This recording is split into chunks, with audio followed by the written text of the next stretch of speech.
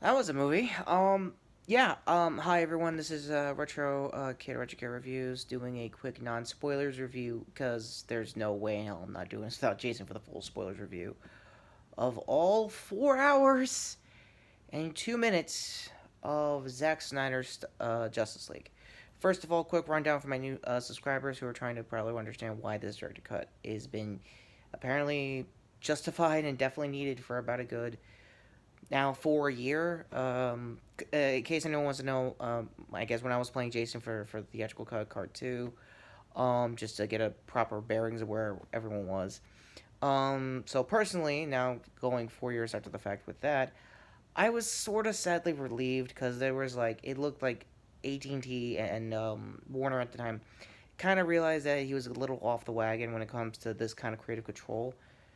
But now, after sitting through this and probably a lot of fan demand and a lot of Twitter posting and a lot of making every single actor here fight for this, some thought threateningly, some thought other ways. It's worth it. I was so neutral to the whole debate when it came to release the Snyder cut. I was if it happens, it happens. It's probably not that huge.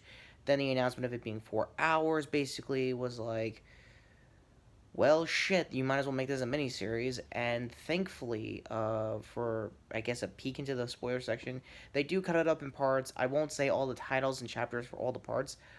I may have to rewatch this 4 hour and 2 minute original cut of Zack Snyder's Justice League, and probably with a lot of good reasons. So for this whole not supposed review, I'm just gonna run down basically everything that got a better look, a better context. Mainly, obviously, all of Flash and Cyborg scenes clearly got better context, got better backstory. In Cyborg's case, Ray Fisher's version of the character, I 100% believe that Josh had some sort of, well, let's just go as it. He might have acted racist to him on set. I don't know. That has been the news for the last 4 years, and at this point, I just want to say, yeah, it kind of shows of cutting out a good 90 minutes of his entire backstory, of his entire arc, him with his father and everything, which you may have seen in the footage. He had a good reason to do what he was doing. I'll try to explain that, God willing. Um, and since I'm here for trying to recommend people who have already done probably better non-spoilers review than me, go to Jeremy Johns and I think Angry Joe, who did his non-spoilers review. I might have mentioned that the last time on my previous video. So either way, um, yeah, Diana, she had a good context to everything on her end. She was basically trying to explain, like she did in the original cut, where they stand with Steppenwolf and Darkseid and all that, and the flashbacks for that were very longer. The other criticism I'm gonna have that I will probably talk about in the spoilers section as Jason is that Zack definitely doubled down again with the slow motion, which on some angles you could tell from the original cut they kept was I was kind of prepared for, some not so much. Some I'm like, okay, let's get this over with. Let's get this over with, Zack. But other than that, that is my only criticism, along with a few other things I will keep in the spoilers review. My only gripe I will I guess keep to myself for now is the cut itself. You could definitely tell that he clearly wanted to do two movies. He clearly wanted to make DC's version of Infinity War and an Endgame. He could clearly tell, like, somewhere in, like, I guess the 2 hour mark or when they introduced a certain characters that I will mention in the spoiler review, they definitely needed to make a part two with. There have been rumors for a lot of other characters who was always in the background since Man of Steel that I thought was just rumor mill and just pre-production that never really fell through, or maybe that certain actor didn't want to do it. Turns out he was 100% on board, and I will keep that again in the spoiler section. So my overall right now for the non-spoilers review, 10 out of 10.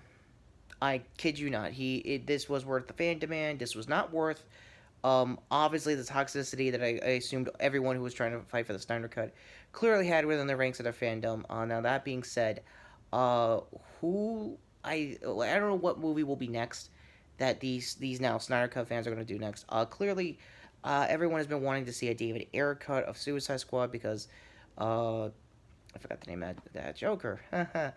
Yeah, he showed up, and you'll know why in the spoilers review also. Um, Jared Leto, yeah, Jared Leto mentioned for years, like with his band and charity groups he went to, that he had more scenes and stuff like that. He was kind of right here with the Snyder Cut. After that is anybody's guess when it comes to David Ayer. My only recommendation for going forward is that to Snyder Cut fans in general, could you apply that kind of anger and resentment to bigger franchises than DC at this point? Like, clearly, definitely not MCU. Maybe Star Wars to get whatever the hell was the real plan all along for Episode 9. Um, I'm not saying I'm 100% with the next thing they're going to Angry Mob to be a new director's cut, but just don't go as toxic as Snyder Cut fans have become at the end of this road. Um, I would like to leave this before we go to the end cards. My humble and 4 years overdue moment of silence for Autumn Snyder, Zack's daughter, who took her life before all of this was wrapped up, and the whole reason why we had this Snyder Cut to begin with. And I also in the spoilers review, I'll leave a link down below for any suicide prevention society that Zack has contributed over the years. Please do so, and please, this is not the end. Like, not by a long shot. Zack has a lot planned, and if anyone is having those feelings, like I said with my 13 Reasons Why reviews. Wow, that became full circle out of nowhere. Sorry. Um, there are people out there that love you and respect you. There are people out there that really want to know your story, that want to know why you are who you are. You're not alone. Please think of it. Just think this through. Cryptically botching that aside, my bad, but any way to talk is a good way to talk, I guess. Let's get this over with. Left it longer than usual for you, Zack. You definitely earned it. So, getting a little heavy aside, end card here to probably the spoilers review that I will be doing immediately after this video. Yes, I'm going to two-part this. I don't know how, but somehow I'm going to. And other hand here to my Aeon Pro review, getting things back to how we are normally here for Nerf and stuff. Wish this was a official DC shirt, Death Battle shirt here for, to sub the channel notification down below. The new season dropped for Death Battle. I might do a react if they do DC characters again, or something, just people I like in general. Anyway, that all being said, this is a very heavy movie. I'm still processing this as of this recording. Might change come tomorrow when I do the full spoilers review as of this recording. So, that all being said, I'm Retrokid Reviews, and, congratulations, Zack, you finally won. Took 4 years and a rabid fan base that nearly pissed me off, but not as much as I am now. But you earned it. Like it or not, you earned it. Take care. Thank you. Thank you, Zack.